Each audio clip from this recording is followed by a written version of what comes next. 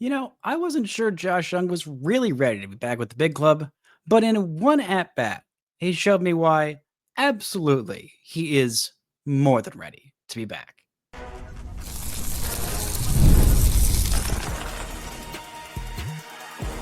You are Locked On Rangers, your daily Texas Rangers podcast, part of the Locked On Podcast Network, your team every day. You are locked onto the Texas Rangers, the first and best daily Rangers podcast. I'm Bryce Paddock, a cripplingly addicted Texas Rangers fan covering this team for 12 seasons, including all 7 as the founder and host of this podcast. Thank you all so much for making Locked On Rangers your first listen every single day. If you're not already, you can follow me on Twitter at Bryce Paddock. You can follow the show at Locked On Rangers. Hit subscribe on your favorite podcasting platform and on YouTube, where the best way can help grow the show is to comment nearly any single thing below. Now, on today's show, we're talking about the return of Josh Jung, the Rangers getting a rare win against a lefty starter, a little bit about Jack Leiter's odd but good start, and some good and bad news on the injury front for these Texas Rangers. But let's start with the most important thing that happened last night. The Texas Rangers got a win off of a lefty, continued their winning ways since the All-Star break, winning 3 out of their first 4 games in a homestand that is absolutely crucial to show that they deserve to be buyers, or at the very least, not sellers at this trade deadline. The Rangers won 2 out of 3 against the Tigers, start off this series against the A's with a 7-2 victory. A good start from Jack Leiter, a very good day from the offense with not a whole lot of hits, but the hits they got were timely. The Rangers were 4 for 6. 4 for 6 with runners in scoring position, only left 2 runners on base. They had sacrifice bunts, they had 3-run homers, they had solo homers, they had it should have had even more homers if not for a home run robbery by Lawrence Butler, just a leaping grab in center field. Not the center fielder who I thought would be robbing home runs against these Texas Rangers, but Kyle Higashioka, who has been pretty on fire the last 15 games. I mean, he was awful for the first 40 or so games of his Texas Rangers career, but the last 15, he has 3 of his 4 home runs on the season. He's hitting .296 with a 500 slugging percentage and 16 hits in that span and 9 RBIs. He has been doing much better as of late. And you look at the last 7, he's hitting .320 in that span. That is some great offense, but he went over 4 in this one in a wild decision in the final plate appearance to have their closer in a 7-2 ball game come in and face the Rangers catcher. I don't know what that was about, but I know that this offense was due for a day like this, especially against lefty. This team has not hit lefties well, and even though Josh Jung hadn't hit lefties well this year, for his career, Josh Jung has been a lefty annihilator. Especially in that 2023 season, Josh Jung was one of the best hitters in baseball against left-handed pitching.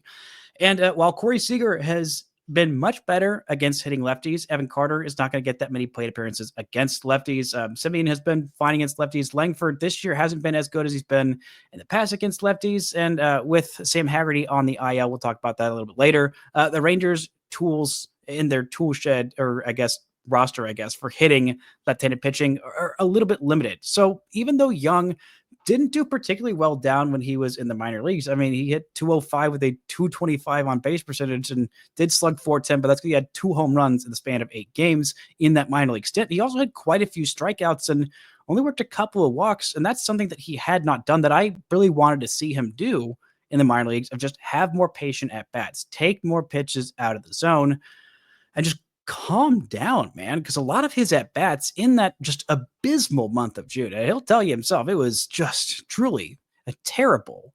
He just was swinging at pitches anywhere. It was not pitches that were just in the zone. It was pitches in the dirt. It was pitches that would have gone behind left-handed hitters. It was pitches that might have hit him that he was swinging at, pitches above his eyeball. It was really bad. Those swing decisions were not great for Josh Jung. But in that first at-bat, he homers to just gets a lot of that pressure off, gives the Rangers the lead, his 9th home run of the season on a pitch that was a pretty decent pitch. I mean, he takes pitch 1, a called strike at the bottom, down and away in the zone, the bottom quadrant, a good pitch from Jacob Lopez, then takes a slider down below the zone and sees a second slider and says, okay, I know what to do with this one. A little bit more over the middle of the plate, but still down in the zone. And he golfs it to left field, a pitch that, did not have a particularly high expected batting average, especially for a home run, just a 370 expected batting average only. It's still a hard hit ball, 97.7 miles per hour,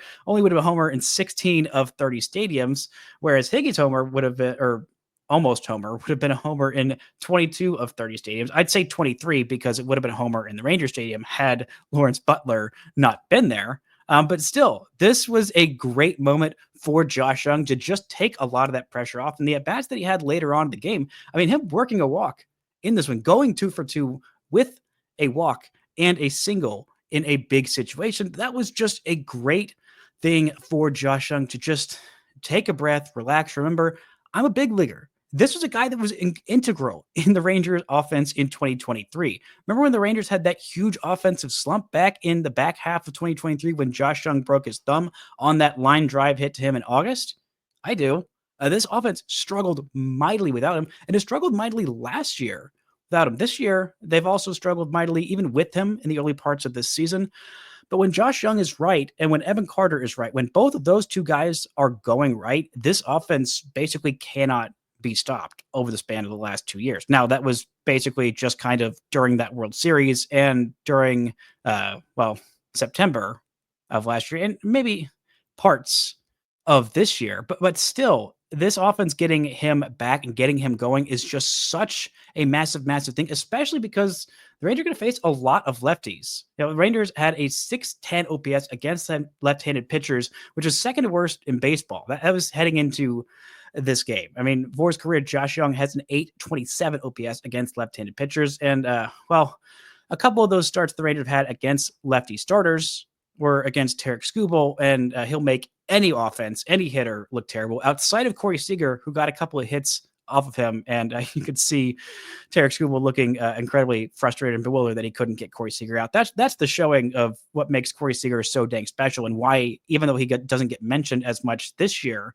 among the best hitters in baseball, he's definitely still up there, that a lefty getting frustrated trying to get Corey Seager out, the best lefty in the world who could not really get Corey Seager out. That shows you the level of respect that Corey Seager has. But it wasn't really Seager doing a lot of the damage in this one. He does extend his on-base streak with an RBI single to give the Rangers just that one extra run. But most of the offense came off the home run. It came off of 2 big homers, one from Josh Jung and one from Michael Helman, his first career home run, a 3-run homer. Also had a sacrifice bunt that scored another run leading off in this one. This was his first ever big league homer. The guy out of Texas A&M University, drafted in the 11th round by the Minnesota Twins and played 9 games for them last year. Has played 6 so far for the Rangers, but him batting leadoff, that was a bold decision by Bochy, but hey, it paid off. He got some really, really quality at-bats in this one, working some counts and getting that massive 3-run homer. And that came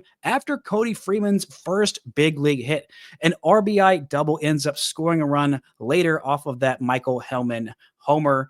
And congratulations to Cody Freeman. This is his second big league game, a guy who has been with the organization for quite some time. Made his big league debut earlier this week, as in Sunday.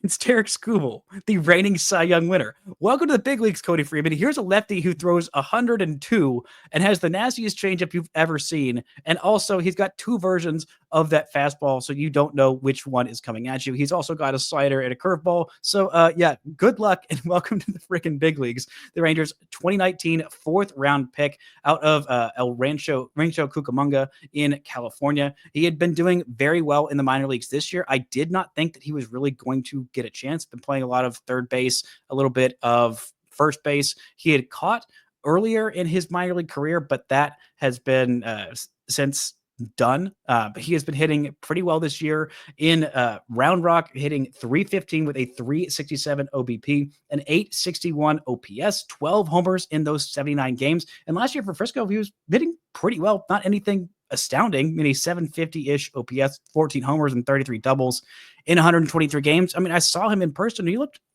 pretty solid.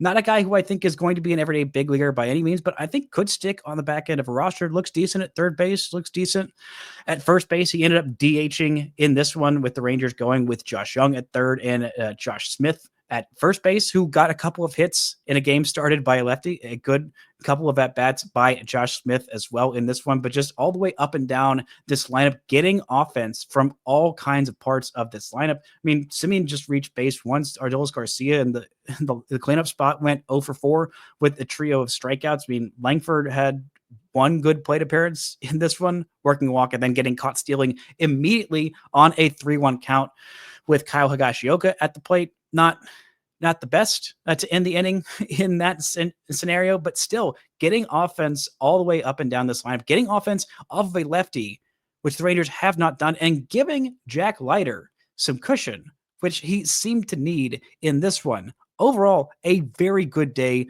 for this Rangers team, and it was mostly a good day for Jack Leiter, who had a good day despite walking 4 in 6 innings and should have had a better day if his manager had made a slightly better decision. We're going to talk about that and more right after this. This show is brought to you by FanDuel. Summer sports are in full swing, and whether you're all about baseball under the lights, golf on the green, or high-stakes soccer action, FanDuel is the best way to make every game even more exciting. Right now, let's look at these Rangers playoff odds. They have a little bit better odds to not make the playoffs last time I checked. Let's keep up with what are we right now. Minus 300 to miss the playoffs for the Texas Rangers in 2025, plus 235 to make the postseason. And in the AL West, Rangers inching up there. Astros now minus 410 to win the division. Mariners at plus 400 and Rangers at plus 1500, creeping ever closer to maybe getting those solid odds for the Rangers to make that long shot and win the AL West. But if you're new to FanDuel, new customers can bet just $5 and get $150 in bonus bets if your first bet wins. Open the FanDuel app today or visit FanDuel.com to get started.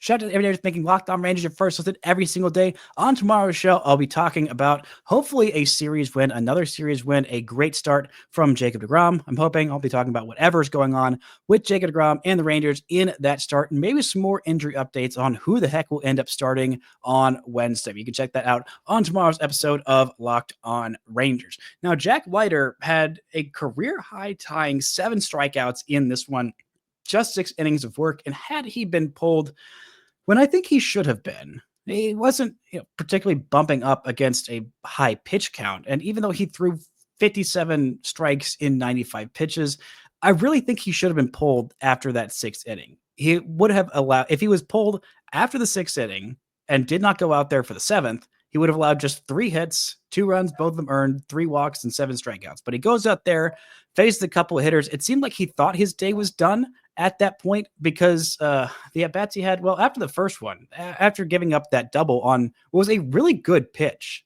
to the number 8 hitter, Gio Urshela, who was in for Max Muncy, who got hit by a pitch and left that game with a bit of an injury. But then he goes and he walks Luis Arias, the 9-hole hitter, on 4 pitches that were not competitive, 1 generous 3-0 strike, and then 4 pitches that were not even anywhere close to being strikes. And then he gets pulled from that when the bullpen has to save him. But Hobie Milner does a good job getting in there, and Lawrence Butler trying to sacrifice bunt the runners to second and third. And he makes a play and gets the lead runner at third base, a very athletic play and a good defensive play by Josh Jung to help him out there and go up and stretch for not the best throw, but a very good throw given the context. But Jack Leiter with those 7 strikeouts, that was a career high. And a lot of them came off the changeup. He was doing things that he had not really done with that changeup. It's not a pitch that he'd thrown a whole lot this year. It is a new pitch for him. It is that kick changeup. It was kind of the story of this spring training in terms of Jack Leiter, that, and also he was just throwing like 2-3 miles an hour harder than he had ever really thrown. But overall, the run value on that pitch had not been particularly good this year. He was in the 8th percentile of off-speed run value. That's the changeup. That's the only pitch that is his off-speed pitch. It has not been particularly great, but it has set up the fastballs, the 2 different fastballs. That was another thing that gave Jack Leiter a bit of an edge this year, a bit of a differentiation, because he had been so heavy on that 4-seam fastball that even though it's a really good pitch, and even with the velocity uptick this year, it's still a really good pitch, but he had gotten to points where he had just thrown it too much. And so hitters unless you have the best pitch that they've ever seen, and even if you have that, it's still big league hitters. If they know what pitch is coming, they can sit on it and they can crush it no matter how good it is, unless you're literally Mariano Rivera's cutter. And nobody has that pitch anymore. Just Rivera had that pitch. But Leiter, with that changeup, it has been more of a setup pitch for him, but it was more of not a primary pitch in this one, but it was kind of close. He threw 33 four-seam fastballs and 29 changeup, through 18 of the sinker, 12 of the slider, which was not really working all that well for him in this one. Same with the curveball, was also not working particularly well. So I think that's why he was leaning more on that changeup. Not only did he say he felt a little bit better with it in that game against Houston, he said there was more margin for error with it. I don't know if that was necessarily the case, but even though he allowed a little bit of hard contact, 110-mile-an-hour RBI single on that changeup that was just right down the middle to tie this game, overall still was a very good pitch. He got a 50% swing and miss rate on it, 5 whiffs, 6 called strikes, nearly 2/5 of his pitches that he threw of the changeup were either a whiff or a called strike. The exact amount of the exact perfect type of strike, because it's the only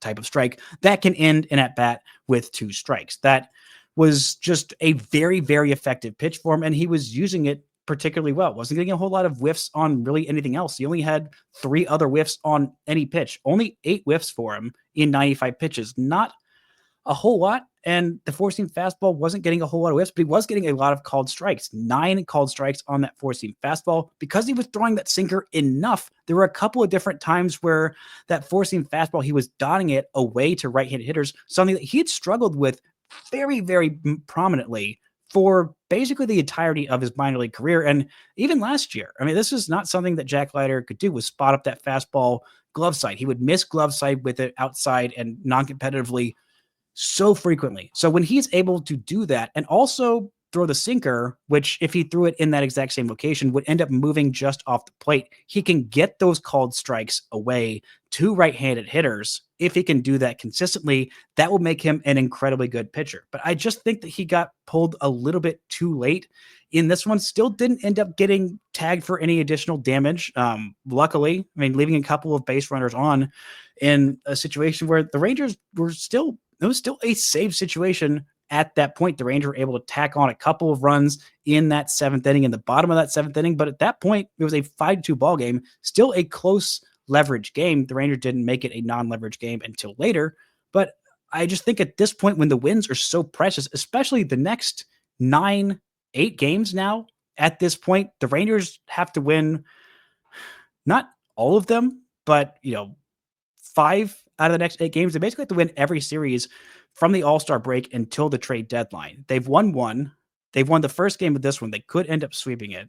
They're hopefully going to win the series against the Braves, and then they have 3 games in Anaheim, and then it's the trade deadline.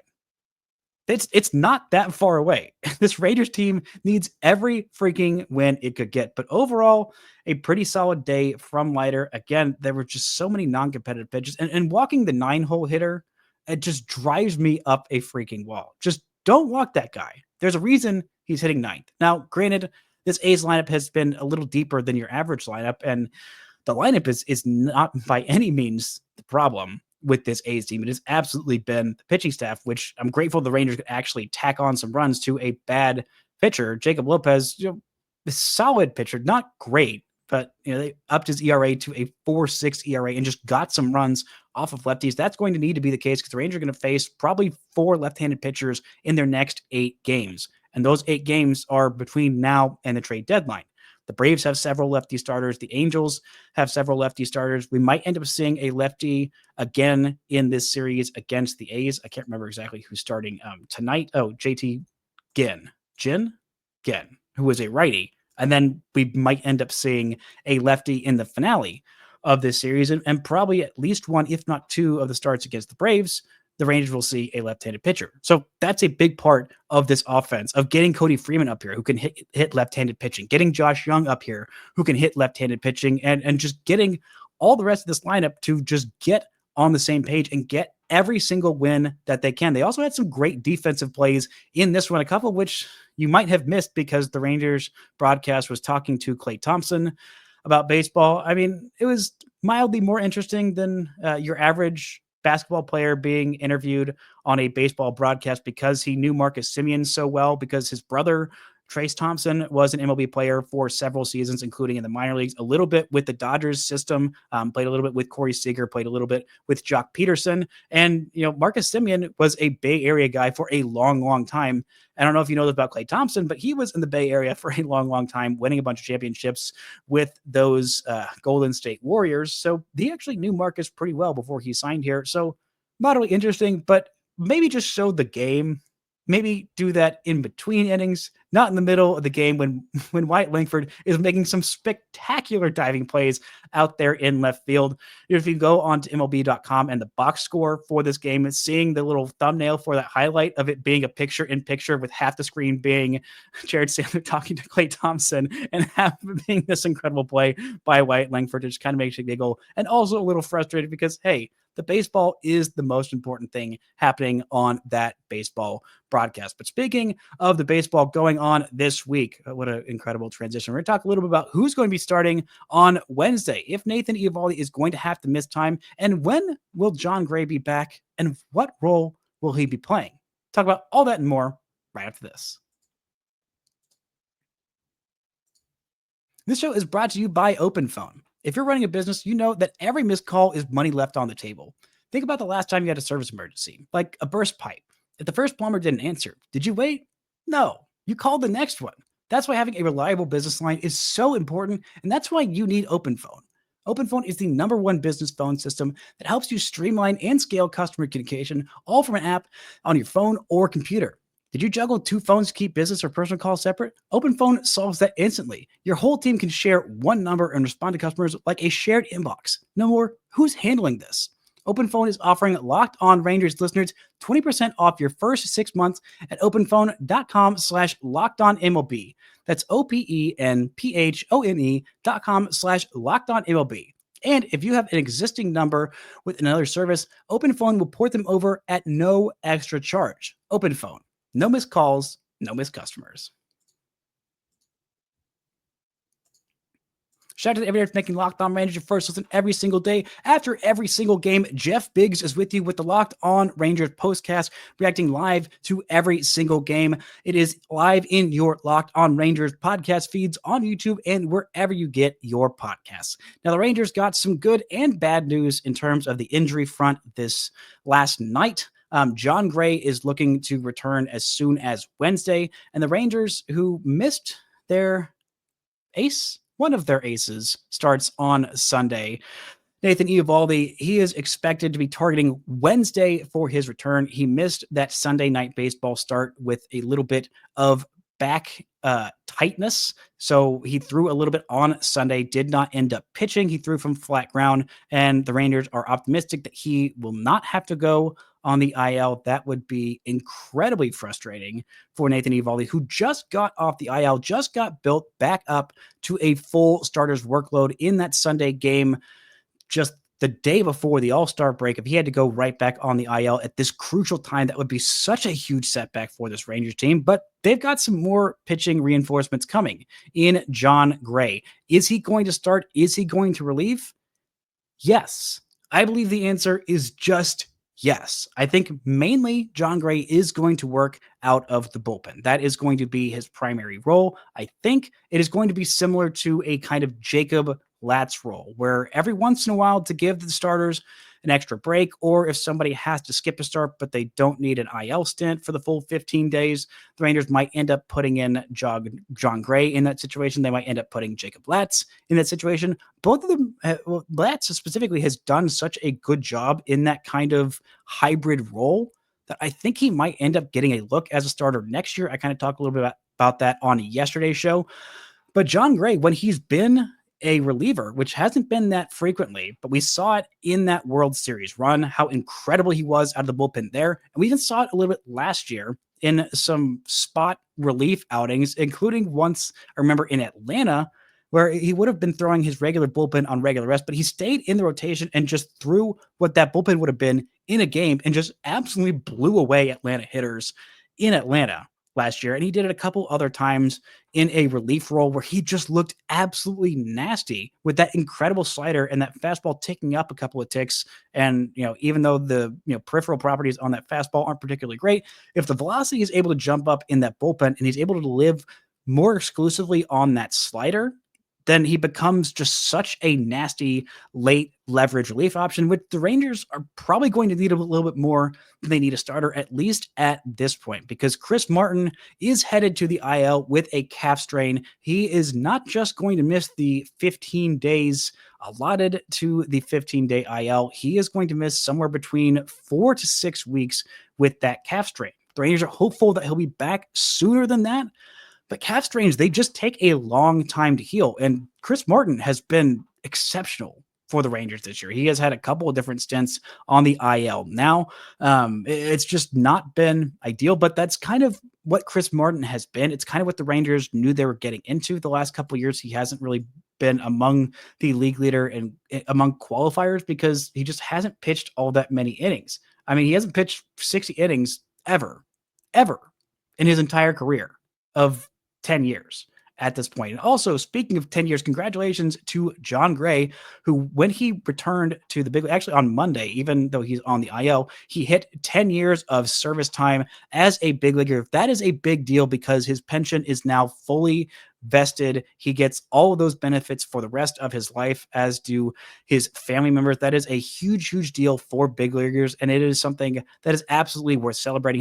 His wife got him a fancy watch, I believe a Rolex, just looks really nice. And just congratulations to Jon Gray on a 10-year big league career, which I believe will extend past just 10 years. I'm assuming he will continue to be a big leaguer next year, but just a great moment for Jon Gray and for his family. But Chris Martin missing those 4 to 6 weeks, I think that's why Jon Gray will probably slot into this pen. The Rangers made a couple of roster moves before this game, including optioning Justin Foscue and Alejandro Ozuna.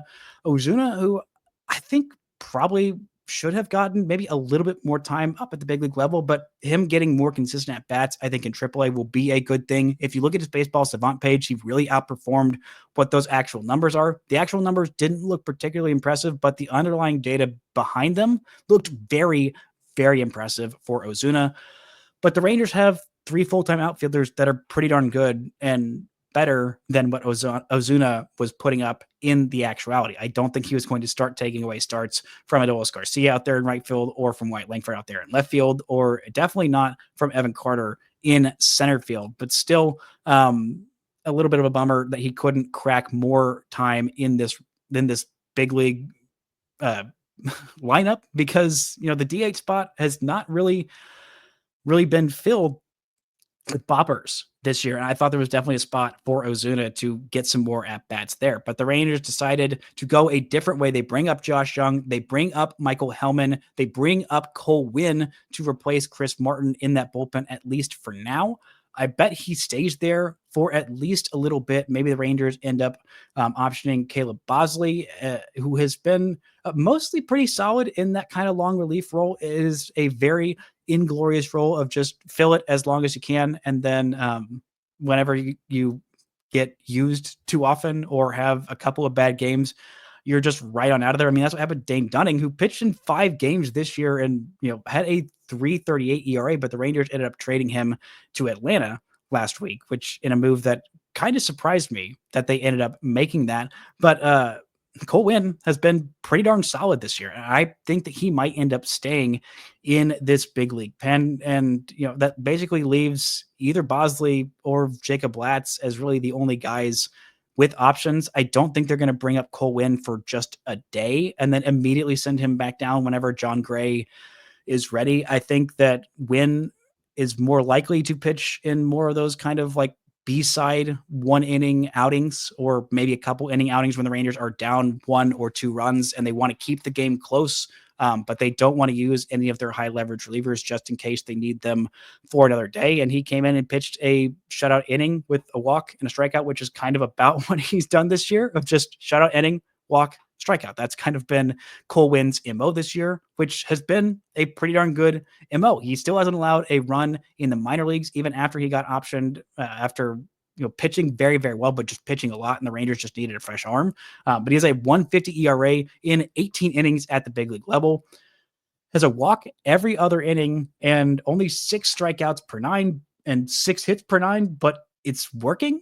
I don't know if it will continue to be a sub-2 ERA. We saw something kind of like this with Cole Winn last year, and that he kind of outperformed his numbers and then really just got hit incredibly hard and gave up a lot of runs later on. But right now, we're at the part of the season where the regression hasn't come. The results are still there. So I think he should stay in this pen. I mean, he's got a 1.50 ERA. I know the peripherals aren't as pretty as some of the others in this pen, and I don't know that they're going to hold up, but for right now, they are. And I think he should stay for at least a little bit until the Rangers maybe get Josh Sborz back. At that point, then you have some tougher decisions to make. Maybe the Rangers move on from Luke Jackson. I don't think the Rangers are going to be trading away anybody if they decide to make themselves buyers. I don't know that they would be trading for any relievers because, again, that always terrifies me because relievers are so finicky and because the Rangers system is not that particularly deep. I just don't want to see them trade away a bunch of pieces in their farm for some relief arms and then completely miss out on the postseason or have those relievers be not very good down the stretch and then be rental relievers and just walk. But speaking of the strength of this farm, the Rangers farm is getting stronger because the Rangers were able to sign several of their draft picks, including first-rounder Gavin Feen, for $4.8 million. That was nearly a whole million under what that slot is for where the Rangers drafted him at 12th overall. The slot for that pick is $5.7 million. He signed for $4.8 million. The Rangers also signed several other players, but the reason that they kind of did that is so that probably they are going to have to go a little bit over slot on their second round pick, AJ Russell, who was a right-handed pitcher out of Tennessee, who is coming back from Tommy John surgery. Could have been a top half first round pick had he not gotten hurt, but a guy with some very, very high upside. Same with Gavin Feen. I think that's part of why the Rangers drafted him. They've done interesting things with their draft strategy the last couple of years. So I trust what they're doing. I think they might also have to go a little bit over slot with Josh Owens, the two-way player out of a Tennessee high school, who is a right-handed pitcher / shortstop / center fielder. I think he'll probably pick just one of those positions, but Gavin Feen wasn't the only player that the Rangers ended up signing from their draft. They also signed multiple different guys as well as him. They signed their 5th round pick, left-handed pitcher Ben Abelt, who I believe, if I remember correctly, is from TCU, and then right-handed pitcher, their 18th round pick, Julius Sanchez. Now, I don't know if they will end up coming to terms with everybody in this draft. I would imagine at least the top 5 rounds, they have been very good about signing all of those guys. It's going to take another couple of days, maybe a week. I can't remember exactly when the deadline is, but this is all good news that they've officially agreed to terms with him, also with Mason McConaughey, their 4th round pick, a college pitcher as well.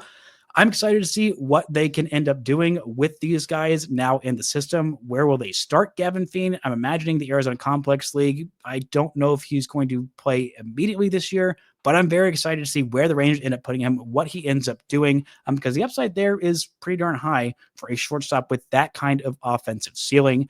And just overall, some good news for a good Monday in Texas Rangers land. That's going to do it for today's show. Thank y'all so much for listening and subscribing. And until next time, don't forget to enjoy baseball.